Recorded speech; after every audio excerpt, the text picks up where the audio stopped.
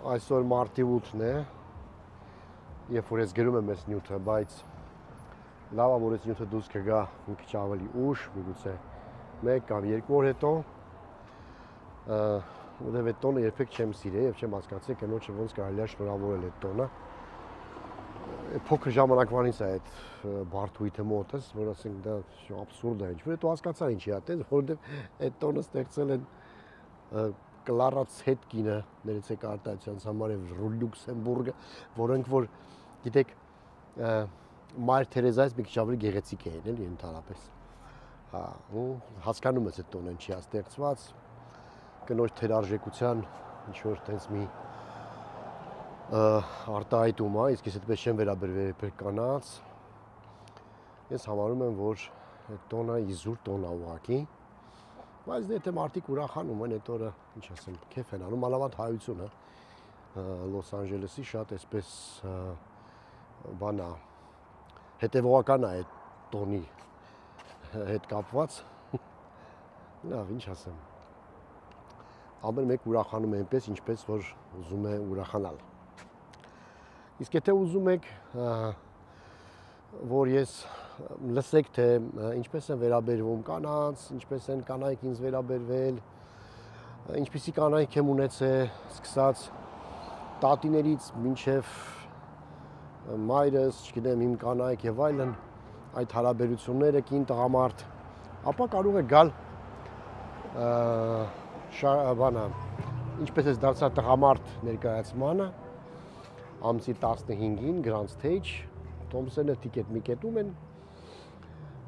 եւ կխոսենք հենց այդ թեմաներից։ Կարծում եմ դա ավելի լավ նվեր կլինի կանանց, քան թե եթե անկապ ինչ-որ շնորհավորեի եւ վերջ։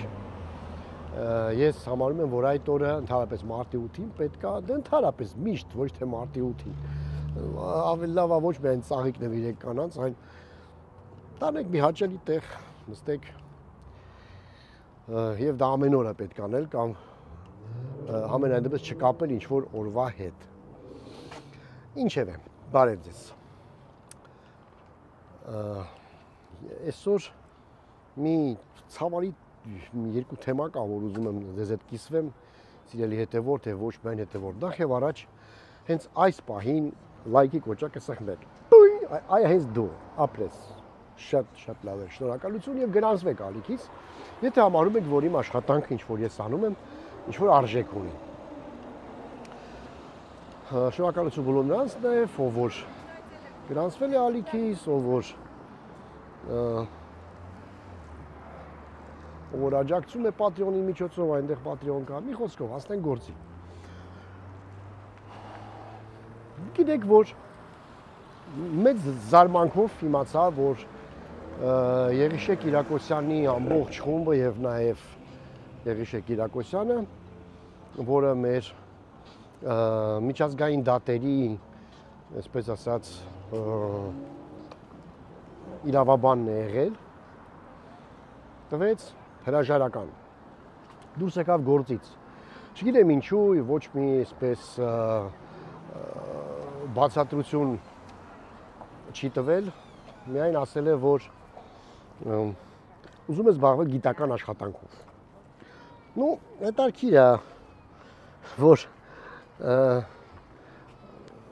հասուն տղամարդ իր կարիերայի ամենապես բարձրունքին, եթե չեմ սխալվում 40 տարեկան էլ չկա, կամ միգուցե նոր է բոլորը 40-ը, որոշել է զբաղվել գիտական աշխատանքով։ Գիտեք, ես կհավատայի անգամ եթե նա ասի, որ դեկրետ է գնում, դա ավելի հավատալու կլներ, որ մարդը հրաժարական է տալիս եւ դուրս է գալի գործից, պիտում ամբողջ խումբն է դեկրետ գնացել, էլի։ Քան թե այդ աբսուրդ այսպես պատճառը, մեկնաբանությունը, որ ես գրում եմ գիտական աշխատանքով զբաղվելու։ Ենթադրություններ կարելի է անել դրանից ինչու է դա այդպես, որովհետև մեր իշխանությունը, անձամբ Նիկոլ Փաշինյանը, որոշել է բոլոր միջազգային դատերը հետ կանչել խաղաղության դիմաց։ Ուրեմն մարդ պիտի իսկապես անմեղսունակ լինի, որ հավատա, որ այդ դատերը հետ կանչելով Ադրբեջանը կարող է հետդ կնքել խաղաղության պայմանագիր, նաև եթե անգամ այդ խաղաղության պայմանագիրը կնքի, ապա կռիվ չի լինելու։ Մենք գիտենք Ռիբենտրոպի, Մոլոտովի պայմանագիրը, որ պիտի չհարձակվի Ռուսաստանի վրա, մենք բազմաթիվ պայմանագիր գիտենք, որ միշտ խախտվել է։ Եվ Ադրբեջանի Ալիևի դեպքում, որ ամեն օր այսպես հետևողական խոսում է Արևմտյան Ադրբեջանի մասին, որ իրանք դպրոցում անցնում են, որ դա մեր հողերն է, որ Հայաստանը ընդհանրապես ապրելու իրավունք չունի։ Աբսուրդ է հավատալը, որ ինչ-որ մի պայմանագիր, ինչ-որ մի թղթի կտոր կարող է ստիպել Ադրբեջանին, որ նա պատերազմ չսկսի Հայաստանի դեմ։ Եվ մենք գիտենք, որ պատերազմները սկսվում են ոչ թե այդ փոքրիկ դիկտատորների ցանկությամբ, այլ միջազգային իրադրությամբ է այդ ամեն ինչը պայմանավորվում։ Ռուսաստանը կամ Ամերիկան կամ Թուրքիան, եթե շատ ուզեն, ապա կսկսեն պատերազմ։ Ինչի համար են մեզ այդ բաները, այդ դատական հայցերը, որ մենք ունենք։ Ադրբեջանի кейսը, այսպես ասած, շատ թույլ է։ Հակառակ դեպքում Եղիշե Կիրակոսյանը իր թմով չէր հաղթի այդ բոլոր кейսերը։ Եվ այսօրվա դրությամբ դա միակ զենքն է, որ Հայաստանը ունի։ Միգուցե այսօր դա կարելի է համարել, որ շատ թույլ զենք է, որովհետև մենք գիտենք, որ աշխարհը քանդվում է եւ ամեն ինչ փոխվում է, որ տարբեր երկրներում դիկտատորները եկել են իշխանության եւ հիմա միջազգային օրենքի վրա բոլորը թքած ունեն։ Բայց նաև հիշում ենք պատմությունից, որ պատմությունը շատ այսպես մի ուղղությամբ առաջ չի գնում։ Լինում են դարաշրջաններ, երբ որ գալիս են տարբեր երկրներում ուժի ներկայացուցիչները։ Մենք գիտենք 20-րդ դարի սկզբում Մուսոլինի, Հիտլեր, Ստալին, չգիտեմ, Չերչիլ եւ այլն, երբ որ անձերի վրա էր կառուցված ամեն ինչը, լավ թե վատ խոսքը դրա մասին չի։ Բայց իրան ձեռքում էր ամեն ինչ։ Այնուհետև եղավ պատերազմ եւ ստեղծվեցին ինչ-որ միջազգային մեխանիզմներ, որպեսզի փոքր երկրները, իսկ Հայաստանին թույլ տվեք դասել այդ փոքր երկրների շարքին, ունեցան ինչ-որ պաշտպանություն։ Ունեցան միջազգային իրավունք, ունեցան ինչ-որ պաշտպանություն, ունեցան ինչ-որ օրենքներից օգտվելու հնարավորություն, եւ այլն։ Դա հիմա քանդվում է։ Եվ հավատալ, որ միշտ տենց է լինելու, որ միշտ լինելու է Տրամպը,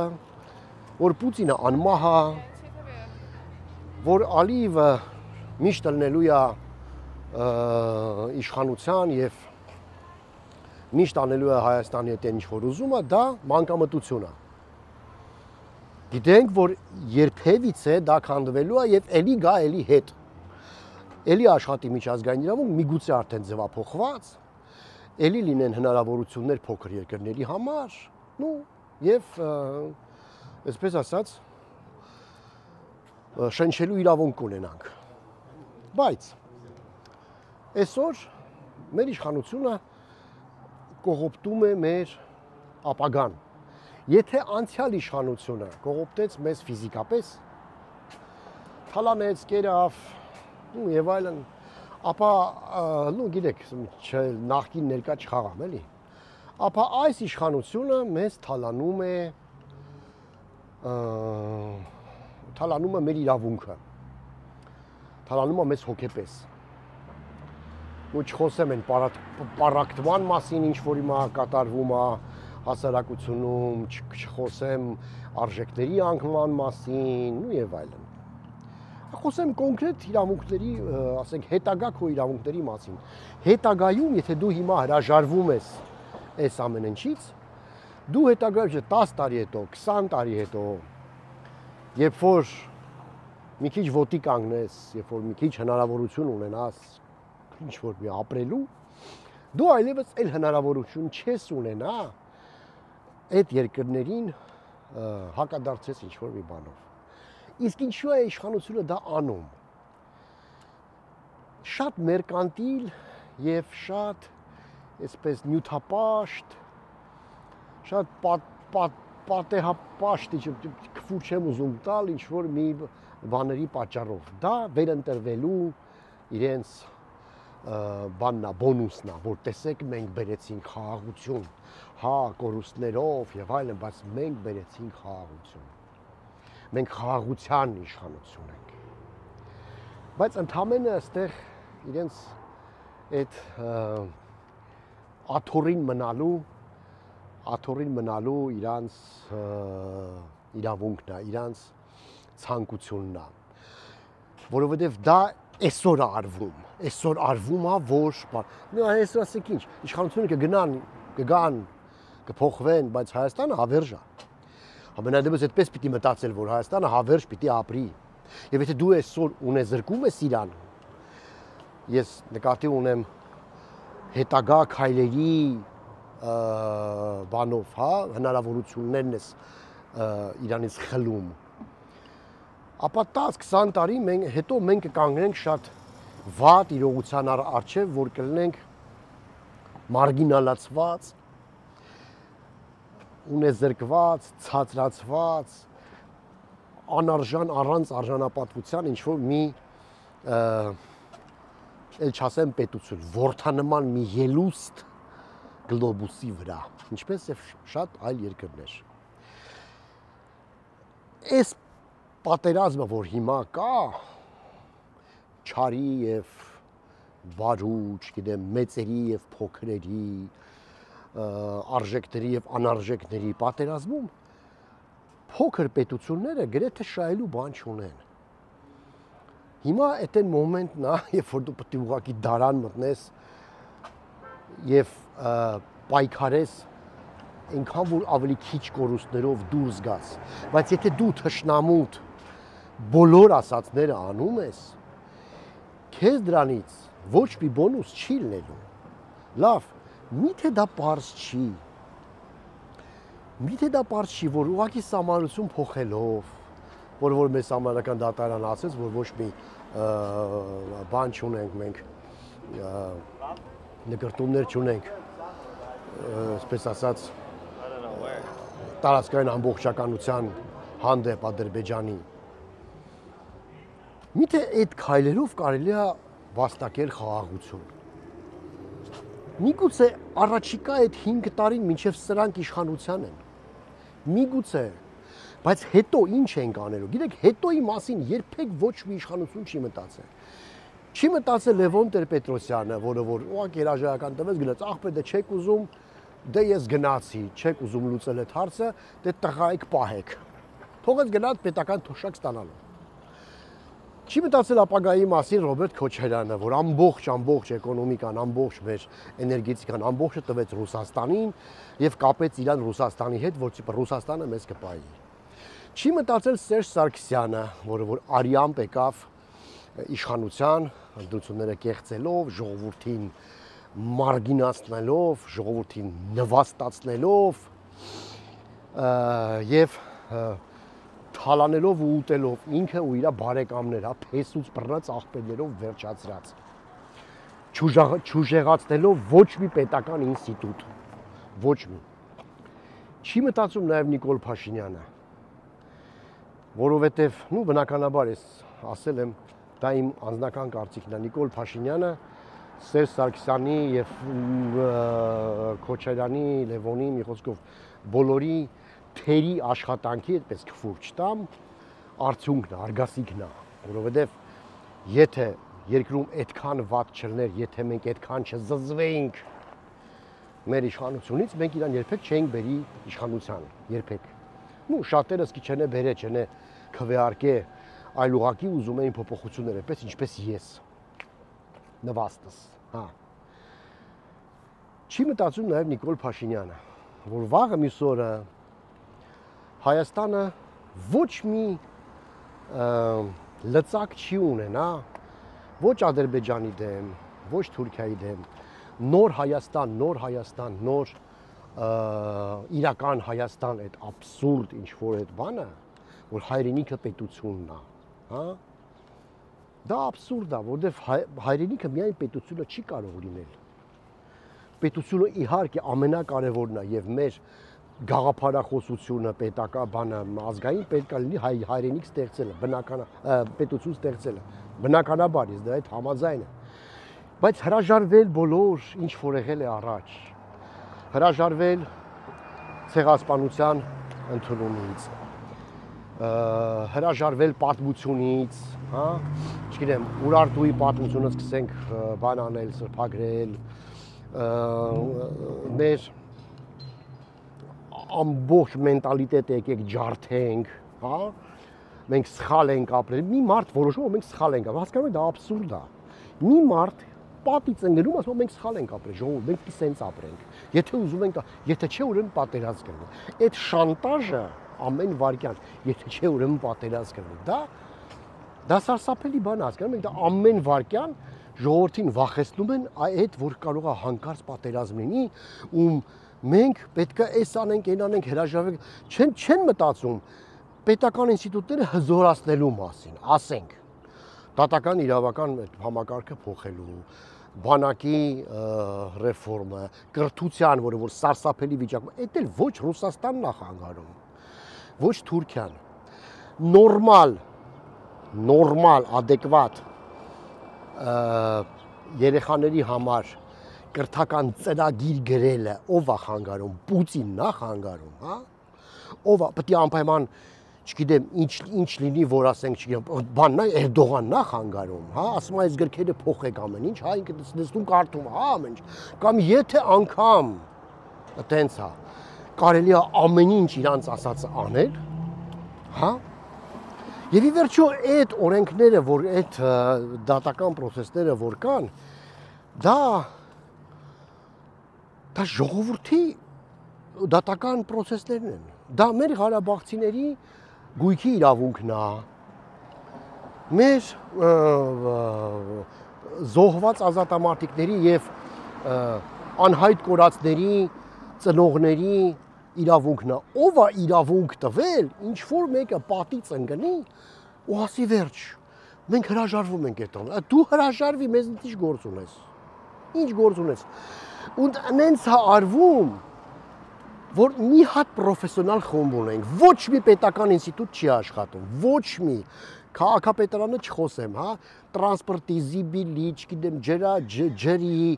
գազի տրուբեկը, սենց անցկացած խուժանի պես, բան, ոչ մի հարց չի լուծվել։ Կար մի հատ խումբ պրոֆեսիոնալների, որ աշխատում են միջազգային ասպարեզում, դա Եղիշե Կիրակոսյանի խումբն էր։ Լավ էր, վազեր այդ մարդիկ աշխատում էին։ Պատվեր էին ստացել պետությունից եւ հասարակությունից Ալիևին դատելու եւ հաջողել են այդ գործում։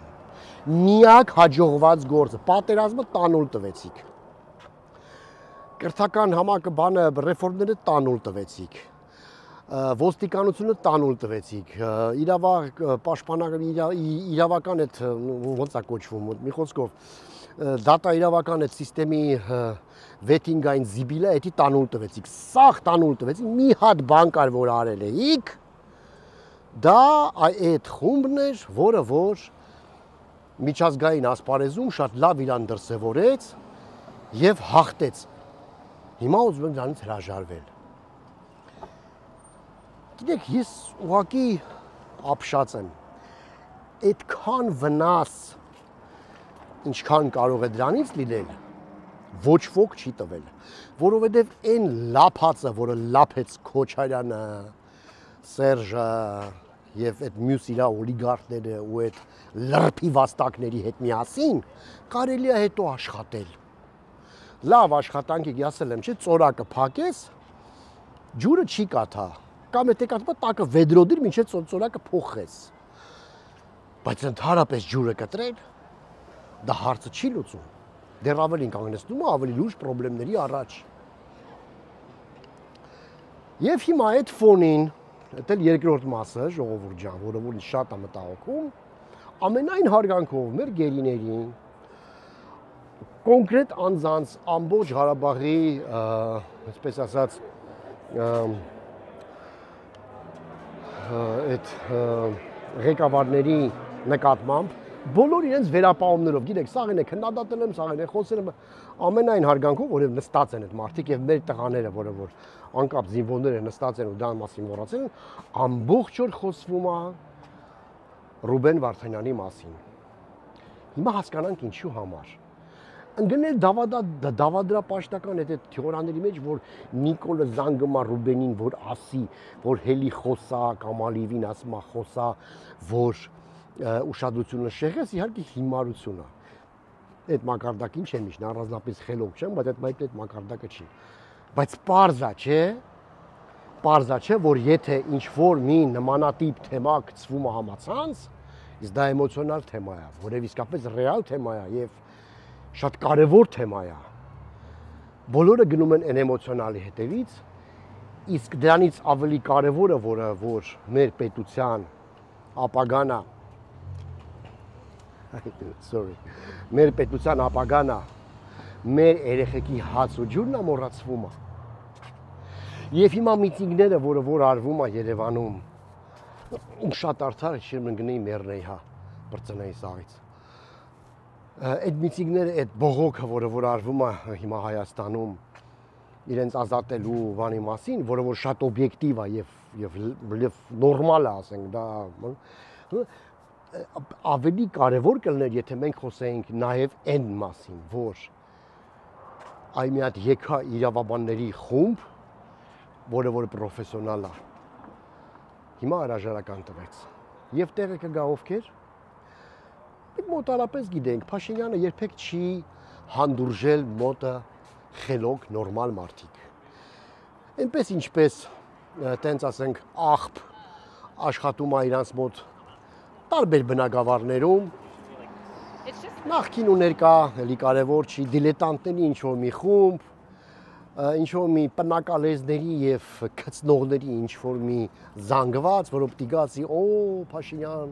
քո ասածը վկար չէ, միակ ասում է Փաշինյանը նկարին նայում եմ ու հասկանում եմ, որ ես լավ եմ ապրում, պետք է կար չէ, մի հատ իջուտես մտիպ, չեմ հիշում ով էր։ Մի խոսքով։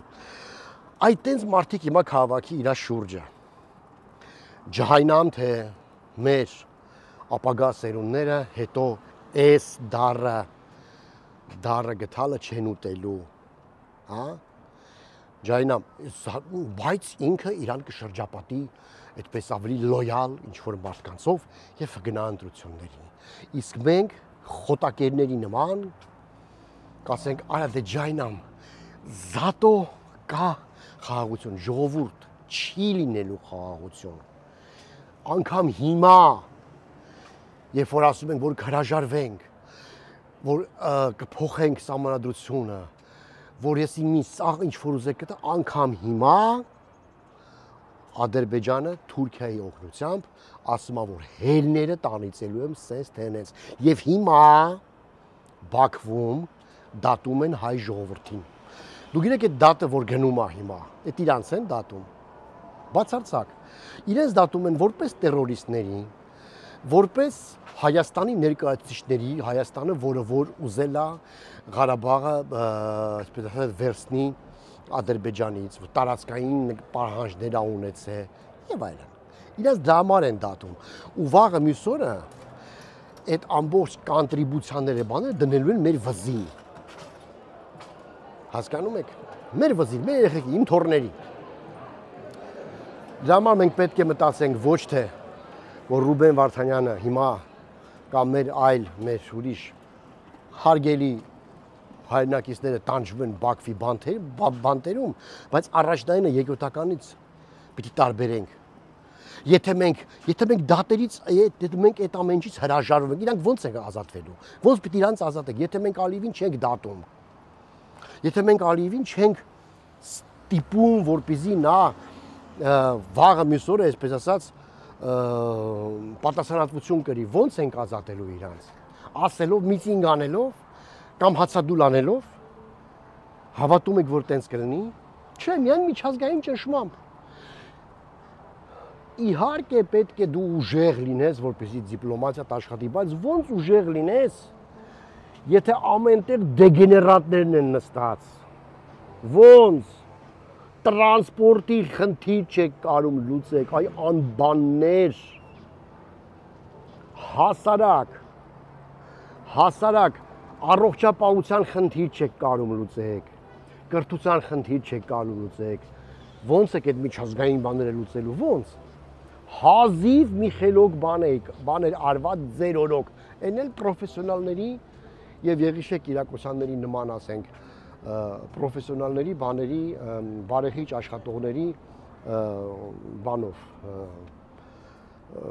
ջանքերով, ու հիմա ուզում եք դա հրաժարվում ենք ի օգուտ Ադրբեջանի։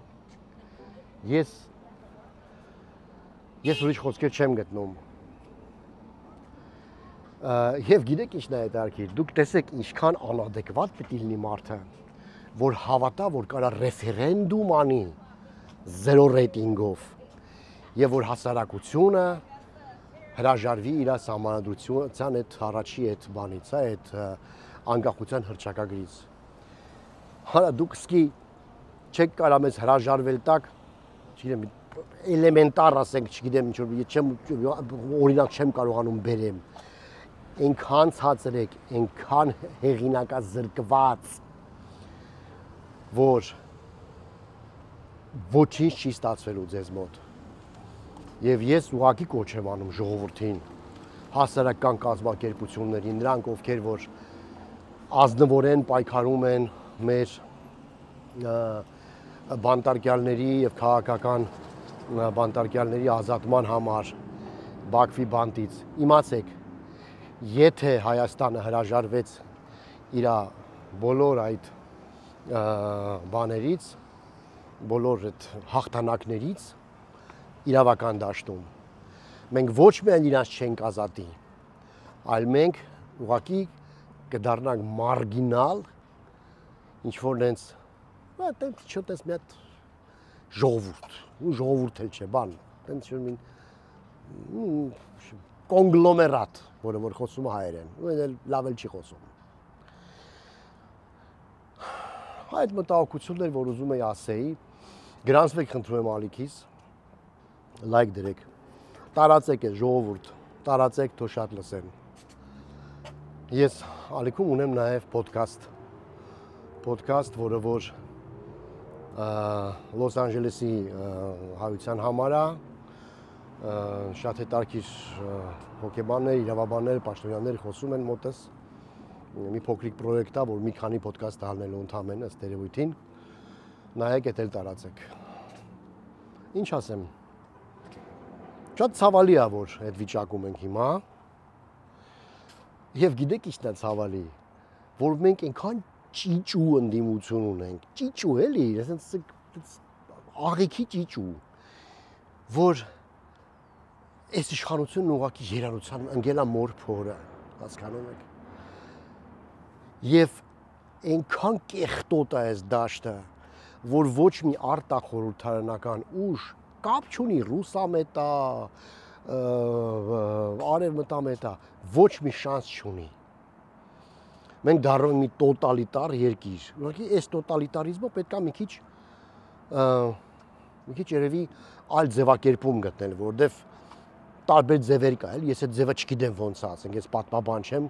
միգուցե եւ ավելի բանիմաց մարդիկ կարողանան բնութագրել, թե դա այդ ինչ ձև է, էլի, այդ տոտալիտարիզմի, որ ասենք իրանք էլի պետք է ընտրվեն։ Հասկանում եք։ Այդ ասա, որովհետև դաշտում կա մի 2-3 հոգի մարդ, հա, թույլ կուսակցություններով, որովհետև կուսակցությունների մասին օրենքը չի աշխատում, բան եւ այլն, ես իրավաբան չեմ, չխոսեմ, էլի տատենք հարցնենք ուրիշներին, թե ինչի է դա այդպես։ Եվ այդպես 26-ին գնանք ընտրությունների։ Այդ դեպքում, եթե էլի այս ամբողջ կեղտը, այս կոնգլոմերատը եկավ իշխանության, ընդդիմության եւ իշխանության հետ միասին այսօրվա, մենք ապագա չունենք։ Ես այդպես եմ կարծում։ Միգուցե ես սխալվում եմ, եթե սխալվում եմ, ապա կարող եք գրել։